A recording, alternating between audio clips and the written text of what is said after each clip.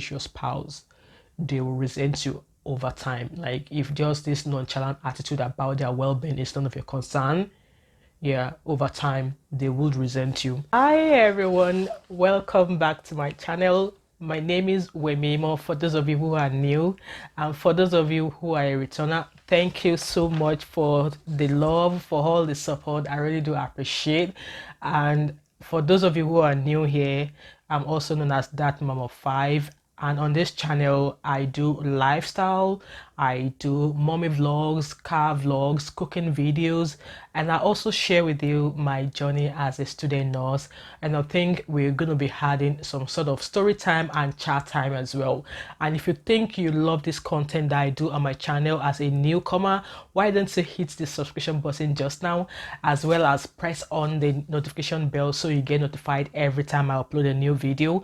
And again, you want to like, give me a comment and share this video. So, while we're talking today, at first, let me put a disclaimer out there, because all of us, we cannot always be motivation speakers and we cannot always be relationship expert. I am no relationship expert, I am no motivational speaker, but I just thought I think a lot of time I read a lot of stuff, I see a lot of things around me, and amidst lockdown there's been lots of thoughts, there's been lots of reading, and I thought I'll come here and share with you, or let's discuss, in fact let's talk about things you do that could make your spouse resent you or love you less. Yeah, there are some things we do either as a woman or as a man that maybe you're doing it subconsciously or consciously, and because you're doing this, it's actually making either your partner resent you, or it's making your partner not love you the way they used to. I mean, I won't lie, out of 100% of relationship out there, there's about maybe 85% of whom these things I'm going to be talking about really do affect them. And some might be doing it and not know that what they're doing is actually leaving such impact on the other half. And some might be doing it and they just want to do it to make sure each other goes their way. So just to save you from losing out, I've come here to share, or to tell you, or to discuss that there are things that you do that will actually make your spouse resent you or even love you less. So number one is this: it's trust. In a relationship, there has to be trust. Trust amongst everything else is quite important. If you break that boundary of trust, like you don't trust your other half, you think if they go out there, they are not doing what they're supposed to do, or they will do something contrary to what you think they will be doing.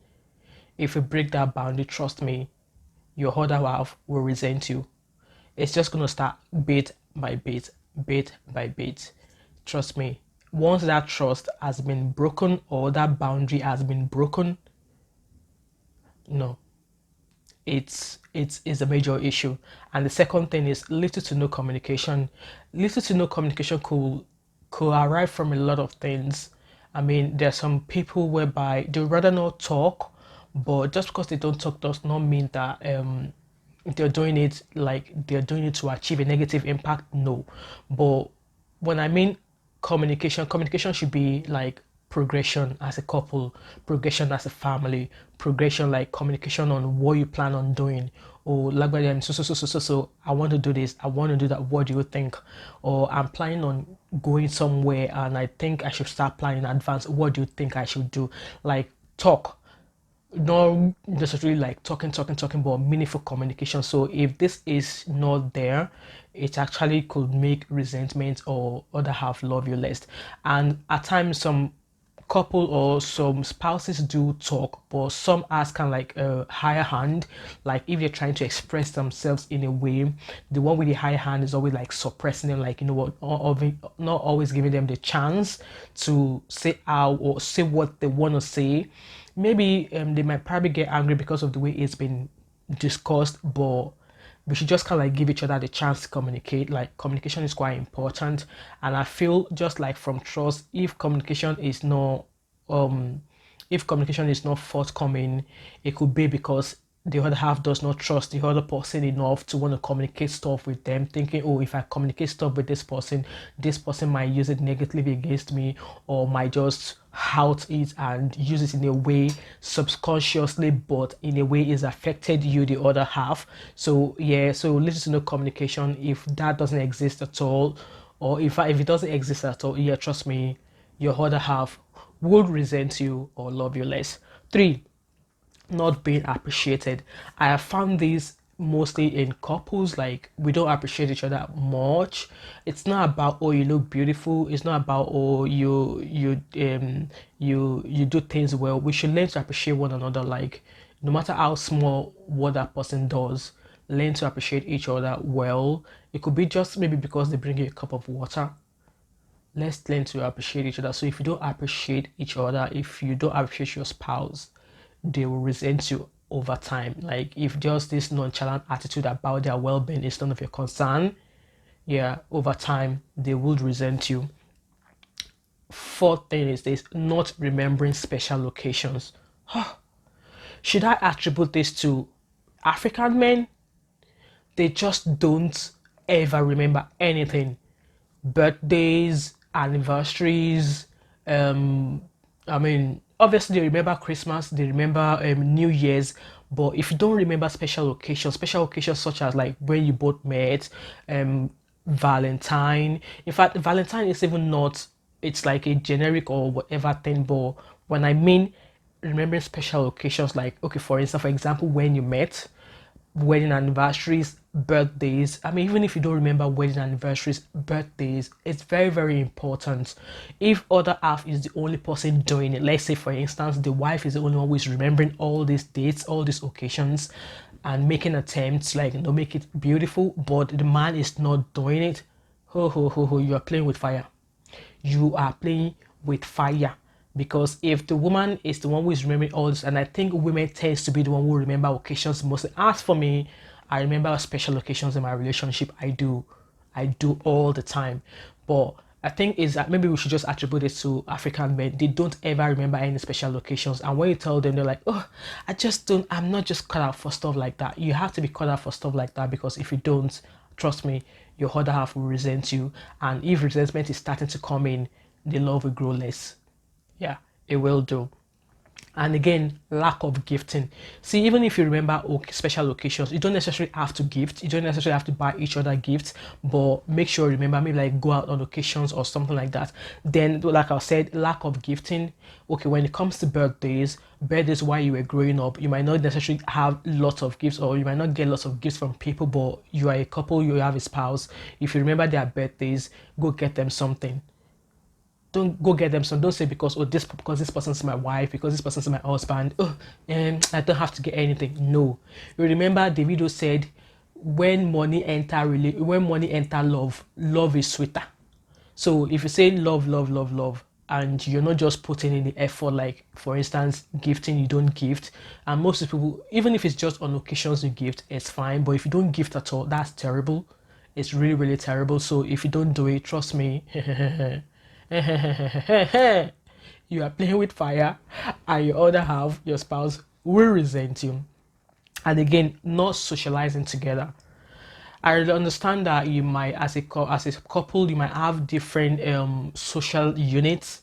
Like you might not actually gel with your wife's people she moves around with, or you might not, as a woman, you might not really socialize with the people your husband moves with. But let's, if you don't create that time to socialize, maybe socialize as a couple, or socialize as a family, or at least step out once in a while. One thing I want to remember is this: if you don't socialize when you have occasions in your life, maybe when your kids are getting married, if you don't socialize with other people, if you don't attend occasions for other people, when it comes to your turn, nobody will attend your occasion. That's how I would normally look at it. So when I socialize or when I attend occasions, I don't necessarily just do it because I want to go shine out there.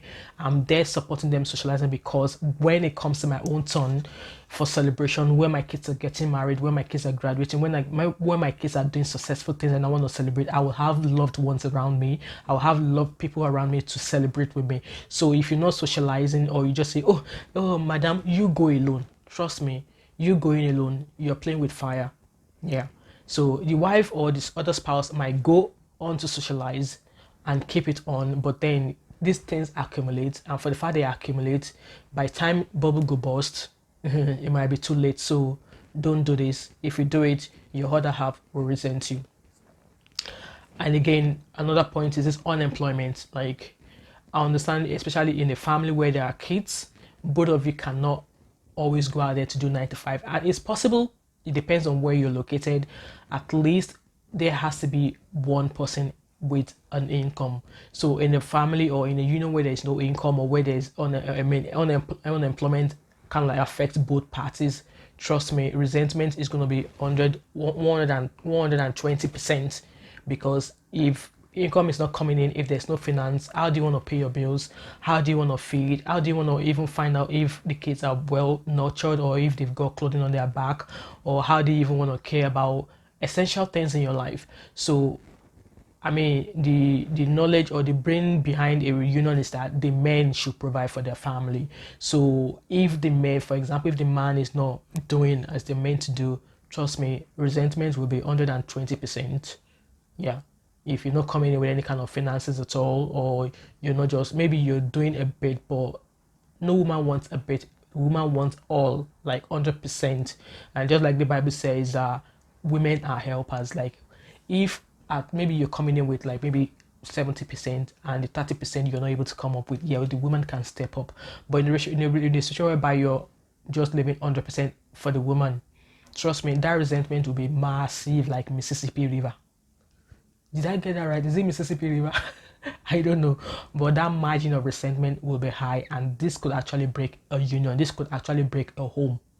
Trust me. So if no finance, no income, no contribution from either of yous, that resentment margin will be really, really, really high. Like, your spouse, your other half resents you or even love you less. Yeah.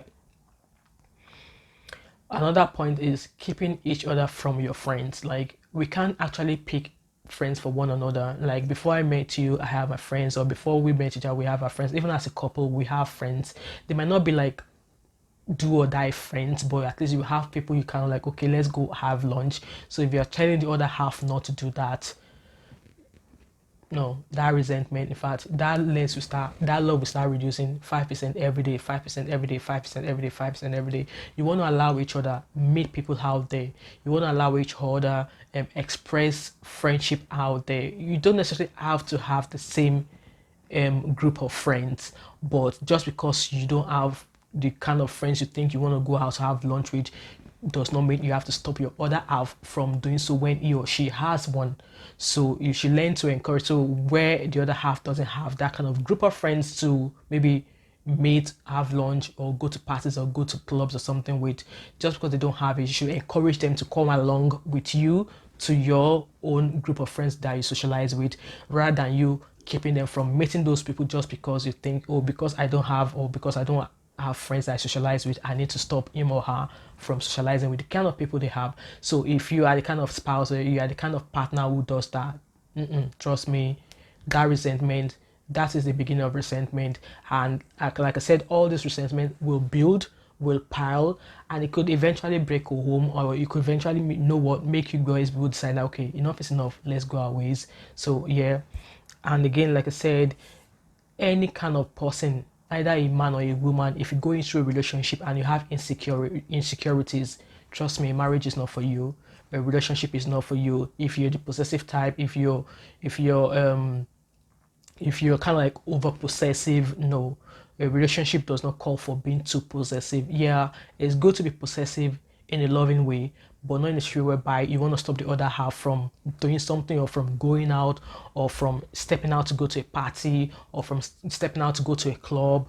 No, if you stop them from doing that, I mean, that's, to me, that's kind of like an height of insecurity. So if you actually suffer from that, I think you need to work on yourself before you actually indulge yourself in a relationship or in a marriage. So if you have insecurity issues, please work on yourself before you actually indulge in a union, because those insecurity issues will actually affect your other half in a way.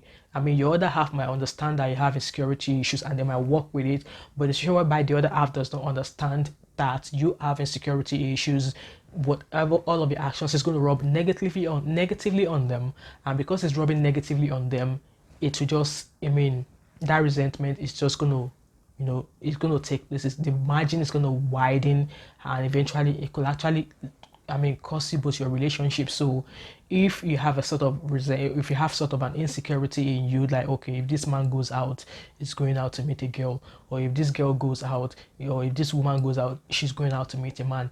If you have that kind of insecurities, or because somebody, or because they're in, or some, or maybe both of you are both out, and a male or a female friend say hello to either of you, and because of that you went gaga, you went crazy. No, you really need to work on that. And if you're already in a relationship and you actually suffer insecurities, please, please, please try and work on it, because if it continues, it's going to rub negatively on the other half, and the other half will resent you 1001 times. Trust me. And my last point is this: sex, sex, sex. Say it as it is. A union or a relationship is not all about sex. I wonder how most men out there, or most relationship, or most men and women, some will say, oh, they are not satisfied. The woman will say they are not satisfied. Come, it's relationship or a union is not all about sex. There are some, if you don't get enough, they'll resent you, and if they get too much of it, or too much of the sex, they'll resent you. So we just have to make it minimal, like, learn to kind of like respect your spouse's decision. If he or she says, you know what, no, I don't feel like it, learn to respect that. Or don't say, yeah, okay, if you don't feel like it, there's this adage that I normally hear, okay, you should, because of palm oil, eat yam, or tori, or you eat yam because of palm oil. No, no, it doesn't work that way. So if you're always citing that kind of adage just because the other half says no, I don't want, or the other half says yeah, I want more, no, you just have to do it. You just have to balance it, because if you don't balance it, trust me, they'll start coming with different stories. Okay, I need to go, I sleep in the other room, or sleep in the other place, or so is up with me, or so is up with me. No, it's not about sex. And even if it's sex, sex has a mind of its own. Just because the other half says they don't want sex doesn't mean that you should start thinking that, oh, this person's up to something, or that person's up to something. And if you're the kind of person who actually think because your other half refuses you sex, you start thinking they are up to something else, trust me, that resentment is going to be forever. It's going to be there forever. So you don't want to make it like a hate salad because let me eat salad because I love salad. If you don't like salad, allow me have salad. No, that is not the way it works. So it's a thing of the mind. And if you're going to say because this person says no, you start acting funny, you start behaving funny, then that relationship could eventually break. That partner will resent you till both of you says, you know what, let's call it quit. So these are my things that I wrote, that happens frequently, that I've read about, that I've seen in relationship. Like, those are the things that could actually make your spouse resent you, or even love you less if you do all these things. You might be doing them consciously, and you might even be doing them not knowing that you are. But if any of these points, or if any of these tips actually touches you, or if any of these things are part of what you think you're doing, it's high time you actually change that mindset, or you change that area that you think of these things that you do, and you think you don't know, or you feel you don't do these things, but just sit down and think about it. So if any of these tips points at you that you actually do them, make amends. Because yeah, it's not always right when each other or spouses are not happy in their relationship. So yeah, those are my tips on the things that you do that could make your spouse resent you. So let us learn to love one another. It costs nothing, and we shall all have a sweet union. So thank you for watching till this moment, and if you've stayed with me till this time and you have not clicked on the subscription button, please click on the subscription button. I am actually on the journey to 1000 subscribers. I know it seems high, but I am sure you all out there low I bring. So I am on the journey to 1000 subscribers. So share this video, like, give me a comment, subscribe, click on the notification button, and I will be back with another video. Thank you, and have a lovely time wherever you are. Bye.